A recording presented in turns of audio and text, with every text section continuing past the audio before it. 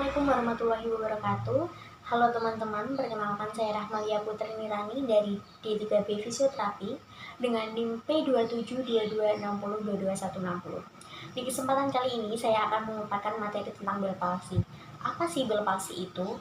Sebelumnya, kalian bisa melihat foto di samping yang merupakan gambaran orang yang mengalami bel palsi. Bel palsi adalah kelumpuhan pada salah satu sisi otot wajah, sehingga salah satu sisi wajah tampak melorot. Bel palsi ini terjadi secara tiba-tiba, namun sifatnya tidak permanen. Pada umumnya, kondisi ini terjadi pada wanita hamil, pengidap diabetes, dan orang dengan penyakit HIV atau AIDS. Bel palsi akan membuat separuh wajah tampak terkulai, senyum hanya bisa satu sisi, dan wajah di sisi yang terkena menolak untuk menutup. Kondisi ini juga dikenal sebagai kelumpuhan wajah perifer akut dan dapat terjadi pada semua usia. Banyak orang mengira bel palsi sebagai stroke karena sama-sama menimbulkan gejala yaitu lumpuh. Padahal, gejala bel palsi ini hanya terbatas di otot wajah dan sebagian besar penderitanya dapat pulih sepenuhnya dalam waktu kurang lebih 6 bulan.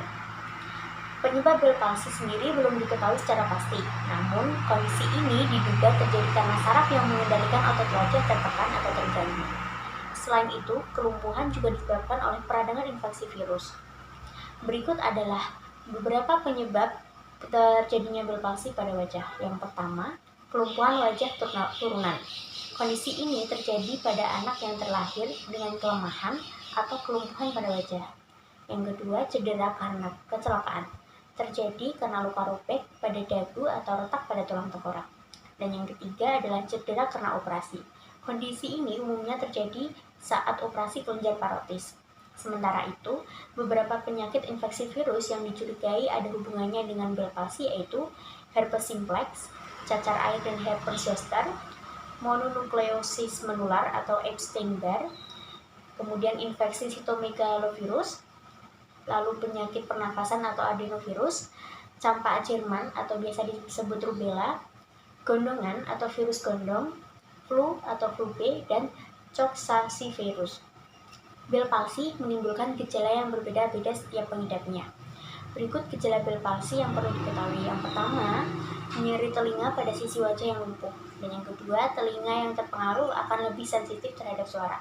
Yang ketiga, berdenging di salah satu telinga atau keduanya.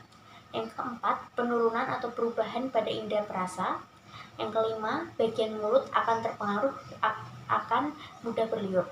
Yang keenam, mulut terasa kering. Yang ketujuh, rasa sakit pada sekitar rahang. Yang kedelapan, sakit kepala dan pusing.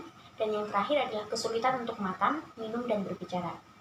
Penderita bel palsi yang bergejala ringan biasanya tidak membutuhkan pengobatan.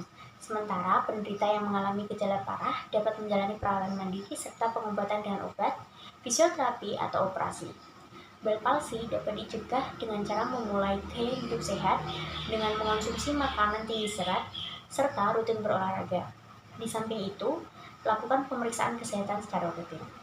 Sekian materi yang dapat saya sampaikan, semoga bermanfaat bagi teman-teman semua. Sampai jumpa. Wassalamualaikum warahmatullahi wabarakatuh.